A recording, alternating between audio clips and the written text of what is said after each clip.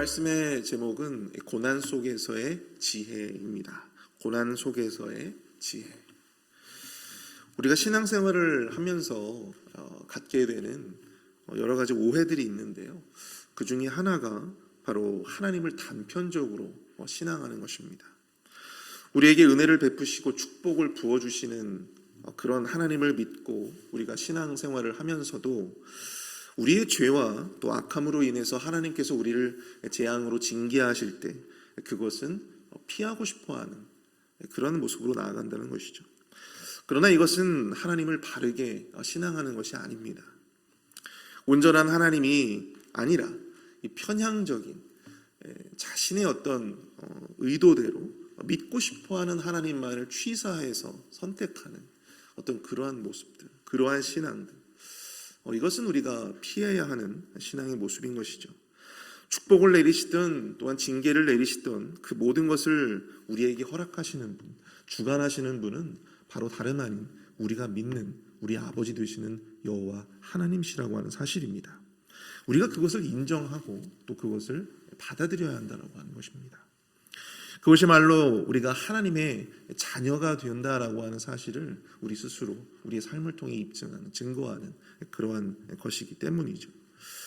오늘 본문에서 모세는 이스라엘 백성들에게 분명히 경고합니다.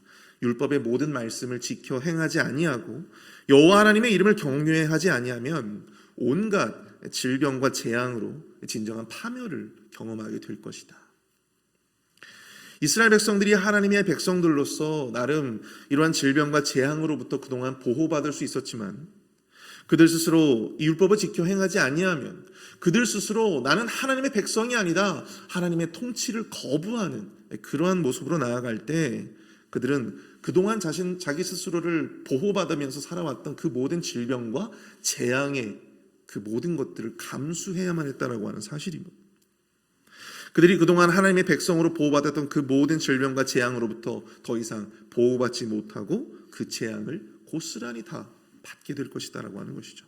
뿐만 아니라 그것으로 인해서 남는 자가 얼마 되지 못하게 될 것이다. 참 어떻게 보면 저주와 같이 보이는 경고를 이스라엘 백성들에게 아주 적나라하게 해주고 계신 것이죠. 이처럼 하나님은 우리에게 사랑과 은혜를 베풀어 주시는 인자하심과 더불어 죄와 또한 우리의 악함으로 인한 어떤 징계와 재앙을 내려주시는 그러한 분이심도 우리가 인정을 해야 한다는 것입니다. 하나님은 우리에게 사랑과 은혜라는 수단으로 당신의 뜻을 계시하시기도 하시지만 징계와 재앙이라고 하는 수단을 통해서도 당신의 뜻을 계시하시는 분이세요. 그래서 우리는 우리의 삶에 고난과 재앙이 찾아올 때 우리는 그 어느 때보다도 더 섬세하고 또 민감한 영으로서 우리를 향한 하나님의 뜻 또한 하나님의 메시지를 발견하도록 노력해야 한다고 하는 사실입니다. 이것이 바로 고난과 재앙 속에서 우리 믿는 이들이 가져야 할 영적인 지혜이다라고 하는 것이죠. 오늘 새벽에는 이 본문의 말씀을 중심으로 해서 우리가 이 삶을 통해서 겪게 되는 수많은 고난과 또한 그 재앙의 모습 속에서 우리 그리스도인으로서 생각해 봐야 할 영적 지혜가 무엇인지를 살펴보고 함께 은혜를 나누어 보고자 합니다. 고난 속에서, 삶의 이 재앙 속에서 우리는 과연 무엇을 깨달아야 할까요? 첫 번째로 고난 속에서 우리는요, 다름 아닌 나 자신을 돌아봐야 한다고 하는 사실입니다. 고난 속에서 우리는 다름 아닌 우리 자신을 돌아보아야 합니다. 오늘 본문에서 이 하나님께서 재앙과 질병을 내리시는 이유에 대해서 말씀을 하고 계십니다. 58절을 볼까요? 내가 만일 이 책에 기록한 이 율법의 모든 말씀을 지켜 행하지 아니하고 내 하나님 여호와라는 영화롭고 두려운 이름을 경외하지 아니하면 여호와께서 내 재앙과 내 자손의 재앙을 극렬하게 하시리니 그 재앙이 크고 오래고 그 질병이 중하고 오래일 것이다. 뿐만 아닙니다. 본문 63절을 보시면요, 여호와께서 너희에게 선을 행하시고 너희를 번성하게 하시기를 기뻐하시는 것 같이 이제는 여호와께서 너희를 망하게 하시며 멸하시기를 기뻐하시리니 너희가 들어가 차지할 땅에서 뽑힐 것이요. 우리에게 선을 행하시고 번성하게 하신 그 여호와 하나님께서 이제는 오히려 우리를 망하게 하시고 또 멸하게 하시고 안식을 누리며 살았던 그 모든 약속의 땅에서 송두리째 뽑아버리실 것이다. 그렇게 말씀하고 있는 것입니다. 그런데 이스라엘 백성들이 그 무시무시한 재앙과 징벌을 받게 되는 이유가 과연 무엇이었을까요? 그 이유는 간단합니다. 무엇 때문입니까? 바로 그들 자신이 하나님의 율법, 하나님의 말씀을 지켜 행하지 않았기 때문이에요. 여호와 하나님께서 그 재앙과 질병을 내리시는 주체이시지만 여호와 하나님이 우리가 경험하는 그 재앙과 질병의 이유가 되지는 않으신다라고 하는 사실입니다. 그 이유는 바로 그 재앙과 징벌을 받는 이스라엘이 여호와 하나님을 떠나서 율법과 말씀을 지켜 행하지 않았기 때문입니다. 그러므로 재앙과 징벌 속에서 이스라엘 백성들은 마땅히 자신의 불의와 범죄를 마땅히 돌아보아야 했다는 사실이에요. 하나님을 핑계대고 세상을 핑계댈 것이 아니라, 교회를 핑계댈 것이 아니라, 다른 사람들을 핑계댈 것이 아니라 바로 그 죄를 저지른 나 자신을 돌아보아야 했다라고 하는 사실입니다. 그렇지 않으면 그들은 영영 그 재앙과 징벌에서 헤어나올 수 없었기 때문입니다. 우리가 삶을 통해서 고난을 당하고 또 재앙을 경험하게 되죠. 근데 여러분, 그 이유는 참 여러 가지가 있습니다. 우리가 고난을 당하고 또 삶에서 뜻하지 않은 어떤 환난과 재앙을 경험하게 되는데요. 여러분, 그것을 당하게 되는 이유는요, 정말 여러 가지 있습니다. 여러 가지가 있어요. 그런데 오늘 본문에서 말씀하고 있는 이 경우에 해당되는 내용들을 보시면 그것이 나의 잘못이나 혹은 나의 죄일 수 있다라고 하는 사실을 말씀해주고 있다라고 하는 것입니다. 우리가 고난을 당하는 이유는 여러 가지로 생각해 볼 수 있지만 오늘 본문에서는 그 모든 재앙의 이유가 바로 나 자신이 여호와 하나님의 말씀을 무시하고 또 그 말씀을 온전히 지켜 행하지 않았기 때문이다 라고 말씀하고 있다라고 하는 거예요. 그러므로 우리가 고난을 당할 때, 우리가 뜻하지 않은 어떤 재앙들을 경험하게 될 때 하나님을 탓하고 교회를 탓하고 세상을 탓하고 사람들을 탓할 것이 아니라 그 순간에 조용히 누구 자신을 봐야 된다고요? 나 자신을 돌아봐야 한다는 것입니다. 왜냐하면 우리의 고난이 우리의 부지 중에 죄 때문일 수도 있기 때문이에요. 훗날 이스라엘 백성들은 여러분들 그것에 실패하죠. 재앙과 환난이 그들에게 조금씩 그 앞으로 자신의 인생 가운데, 자신의 삶 가운데로 들어오고 있음에도 불구하고 그들은 여전히 자기 자신을 돌아보기보다는 현재 마주하는 이 시련을 피하는 쪽을 택하게 됩니다. 예레미야와 같이 오히려 하나님의 선지자들을 핍박하였고 평안하다 위로했던 거짓 선지자들의 그러한 위로와 또한 그러한 외침에만 귀를 기울였다라고 하는 사실이에요. 그 결과 어떻게 되었습니까? 그들은 하나님이 그들에게 선물로 준 안식의 땅, 약속의 땅에서 뿌리채 뽑힘을 당하는 그러한 일들을 실제로 경험하게 된 것입니다. 강제로 바벨론으로 포로로 끌려가는 수모를 겪게 되었다라고 하는 사실이죠. 하나님의 경고와 예언대로 그대로 이루어지게 되었던 것입니다. 재앙과 환난의 순간 말씀에 비추어서 나 자신을 온전히 돌아보지 못한다면 여러분 그 상황들은 영원히 계속 되어지게 될 수밖에 없다라고 하는 것입니다. 두려움과 불안 속에서 헤어나올 수 없는 안식으로부터 점점 더 멀어질 수밖에 없다라고 하는 것이죠. 사무엘하 12장을 보시면 하나님의 선지자 나단이라고 하는 사람이 다윗 왕에게 한 가지 이야기를 들려줍니다. 한 성읍에 두 사람이 있었는데요. 한 사람은 부자였고 또 한 사람은 가난한 사람이었어요. 그 부한 사람은 양과 소가 심히 많았다고 합니다. 하지만 가난한 사람에게는 작은 암양 새끼 한 마리가 있었습니다. 그것을 마치 자신 딸과 같이 아주 소중히 애지중지하면서 그렇게 기르고 있었죠. 그러던 중 부자에게 한 행인이 찾아오게 되고 부자는 그를 대접하기 위해서 자신의 그 많고 많은 소유들 중에 한 마리를 잡았던 것이 아니라 그 가난한 자가 딸과 같이 애지중지하면서 길렀던 그 작은 암양 새끼 한 마리를 잡아다가 자신의 손님을 대접하게 되었다라고 하는 것입니다. 근데 그 이야기를 듣고 다윗이 엄청나게 분노하기 시작합니다. 하나님의 살아계심을 두고 맹세하노니 내가 그를 가만두지 않을 것이다. 내가 그를 반드시 죽일 것이다 하면서 막 분노하는 거예요. 근데 여러분, 이 나단이 이야기한 이 부자는 누구를 염두에 두고 한 말입니까? 바로 우리아의 아내를 빼앗아 자신의 아내로 삼은 다윗 자신을 이야기하고 있었다고 하는 거죠. 나단은 자신을 돌아보지 못하는 이 다윗의 양심을 깨우기 위해서 바로 그러한 비유를 들려준 것입니다. 사랑하는 성도 여러분, 사람들은 삶의 고난과 재앙들 속에서요, 자기 자신을 돌아보지 못합니다. 세상을 탓하고 또한 자신의 신세를 탓하고 또 주변 사람들을 탓하고 교회를 탓합니다. 근데 문제는요, 바로 우리 자신에 있다라고 하는 사실이에요. 그것을 당하게 되는 가장 중요한 원인은 바로 나 자신에게 있다라고 하는 것입니다. 우리는 그것을 인정해야 합니다. 죄에서 돌이키던 연단을 견디던 나 자신을 보다 소중히 여겨야 하던 우리 자신을 돌아봐야 한다고 하는 것입니다. 이것을 바로 우리는 자기 객관화라고 이야기를 해요. 자기 객관화.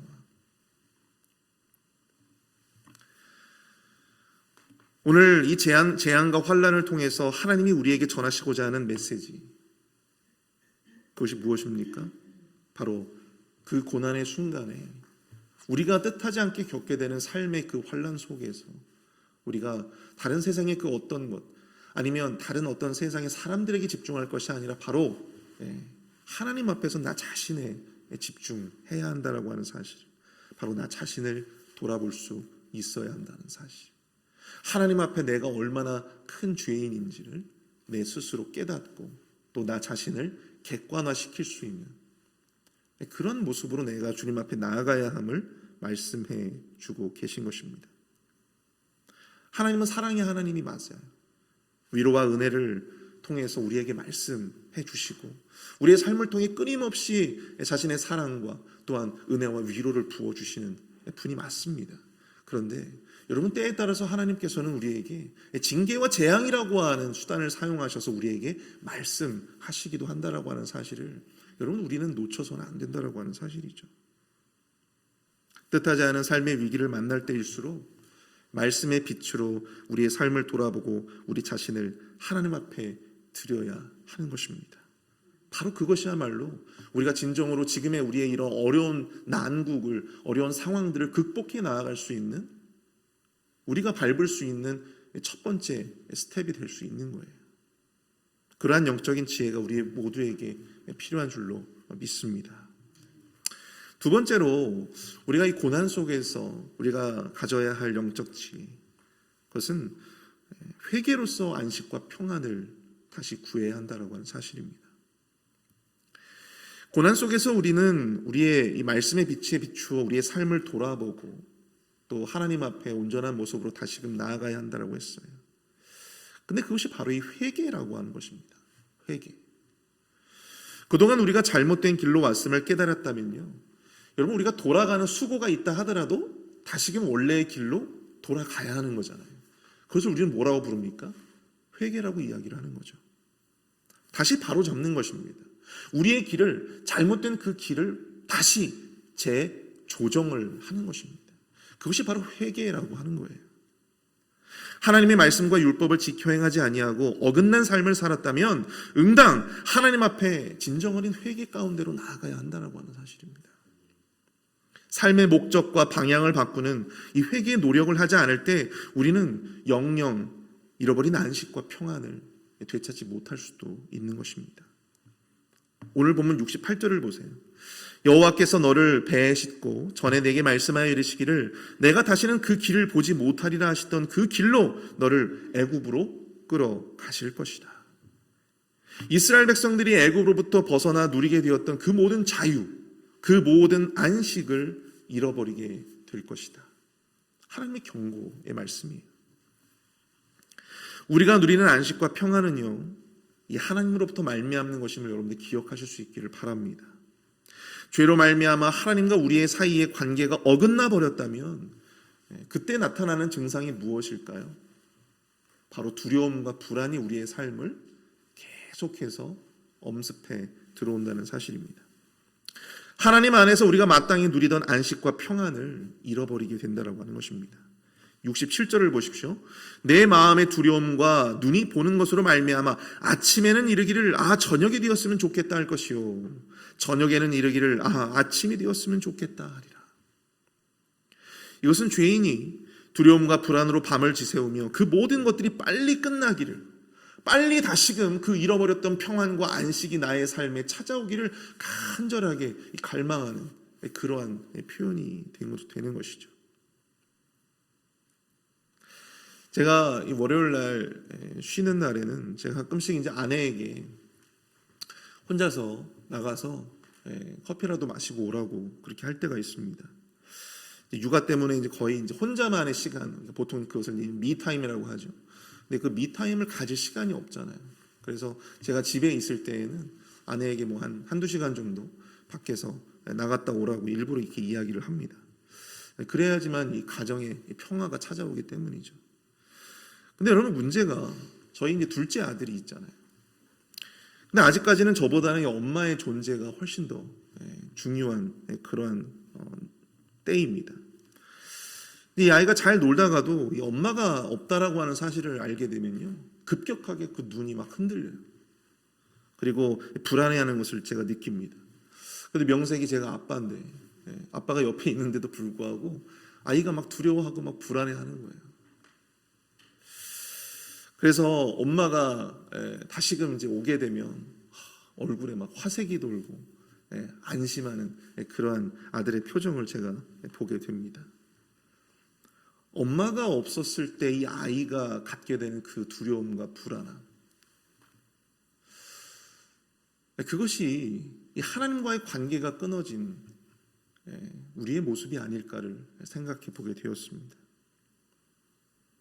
우리의 삶 속에서 하나님을 느끼지 못하고 또 우리의 삶 속에서 하나님의 임재를 경험하지 못하는, 죄로 말미암아 죄에 우리의 눈이 가려져 우리와 하나님이 함께 하심에도 불구하고 그 함께 하시는 하나님을 온전히 예배하지 못하고 온전히 그것을 누리지 못하는 우리의 모습이 바로 이 엄마가 없다는 것을 알게 된 그 아이의 두려움과 불안의 모습이 아닐까. 여러분, 그럴 때 답은 간단해요. 답은 간단합니다. 다시금 하나님 앞에 나아가야 한다는 사실이에요. 다시금 하나님 앞에 회개함으로 그 모든 죄를 다 걷어내고 다시금 하나님의 임재를 구하며 우리와 함께 하시는 하나님을 온전히 누리는 것. 답은 간단합니다. 여러분, 여호수아는 모세에 이어서 이스라엘의 지도자가 되죠. 그리고 요단강을 건너서 약속의 땅에 들어가게 됩니다. 그런데 그때 지역이 큰 성으로 불렸던 이 여리고 성을 무너뜨리고 아주 큰 승리를 경험하게 되었어요. 그리고 나서 이어서 벌어진 이 아이성이라고 하는 곳에서 전투가 벌어지는데요, 사실 이 여리고에 비해서는 굉장히 작은 성읍이었다고 합니다. 그래서 이 여리고도 전군을 다 투입하는 것이 아니라 일부만을 떼어서 이 아이성 공략에 시도하게 되죠. 그런데 작다고 우습게 여긴 이 아이성에서 뜻하지 않게 이스라엘 백성들은 큰 패배를 당하게 되었습니다. 그로 말미암아 이스라엘 진영은요, 두려움과 또한 불안으로 또한 상실감으로 울음바다가 되게 되죠. 그러나 그들이 패배한 원인은 그들의 힘이 약했기 때문이 아니었습니다. 그들의 전략이 부족해서도 아니었어요. 문제는 무엇이었습니까? 바로 그 이스라엘 그 진영 가운데 유다 지파의 이 아간이라고 하는 자가 불법적으로 여리고성 전투 이후에 하나님 앞에 바쳐진 그 물건들, 금과 은과 신할산 외투를 자신의 장막에다가 감춘 거예요. 하나님 앞에 범죄한 것입니다. 그 한 사람의 그 범죄로 말미암아 그 전투에 나갔던 이스라엘의 많은 사람들이 목숨을 잃고 이스라엘 모든 사람들이 두려움과 불안과 상실감에 빠지게 되었다고 하는 사실이죠. 결국 어떻게 되었습니까? 결국 그 아간을 색출해서 제비뽑기를 통해서 그 아간을 색출하게 되죠. 그리고 그를 죽인 이후에야 비로소 이스라엘은 다시금 아이성을 점령하고 가나안 땅에 정복 전쟁을 수행할 수 있었다라고 하는 사실입니다. 사랑하는 성도 여러분, 재앙과 위기 속에서 우리가 다시금 그 국면을 회복할 수 있는 길은요, 바로 내 안에 있는 죄를 색출하는 것입니다. 내 안에 있는 죄를 하나님 앞에 내려놓고 회개하는 것입니다. 하나님 앞에 회개함으로 다시 우리는 평안과 안식의 삶으로 돌아갈 수 있는 것입니다. 평안과 안식의 길은요, 오직 여호와 하나님만이 우리에게 주실 수 있는 거예요. 부모가 없어서 우는 아이에게 그 어떠한 달콤한 사탕도 해답이 될 수는 없습니다. 부모가 있어야 울음을 그치게 되고, 부모가 있어야 그 자리에 함께 있어야 불안이 사라지게 되는 것입니다. 그러나 우리의 죄는요, 하나님과 함께 할 수가 없어요. 빛이 어둠과 함께 할 수 없듯이 우리는 죄를 안고 하나님께 예배할 수 없고, 죄를 안고 우리의 삶에 역사하시는 하나님의 그 임재를 경험할 수가 없다라고 하는 사실입니다. 우리는 그 죄를 떨어버려야 합니다. 믿음이 있다고 하면서도 매일매일의 삶을 지옥처럼 사는 사람들이 있어요. 하나님을 예배한다고 하면서도 그 예배 가운데 하나님의 임재를 경험하지 못하는 사람들이 있습니다. 왜 그렇습니까? 설교를 못해서입니까? 아니면 예배가 뭔가 부족해서입니까? 아니에요. 바로 내 안에 있는 바로 그 죄의 허물 때문임을 여러분들 우리가 기억하고, 온전히 우리가 하나님 앞에 우리의 죄를 꺼내어 놓을 수 있는 그 믿음의 용기가 우리 안에 있게 되기를 축복합니다. 답은 간단해요, 여러분들. 우리의 죄를 하나님 앞에 털어내야 됩니다. 오늘 이 시간 우리가 함께 우리 말씀을 생각하면서 함께 기도했으면 좋겠어요. 오늘 이 시간 우리 자신을 돌아보고 하나님 앞에 행해진 우리의 죄를 내려놓고 회개할 수 있는 시간이 될 수 있기를 바랍니다. 마음으로 주님을 떠나 있었던 나 자신을 보게 하시고, 또 삶을 통해 하나님 앞에 범죄한 우리의 모습을 돌아보게 하시며 다시금 우리 안에 평안과 안식을 허락하여 주시옵소서. 잃었던 모든 것들을 다시 회복시켜 주시옵소서. 다시금 우리가 마땅히 걸어가야 할 제 갈 길을 다시 찾게 하여 주시옵소서. 우리 함께 마음을 모아서 합심해서 함께 기도합니다.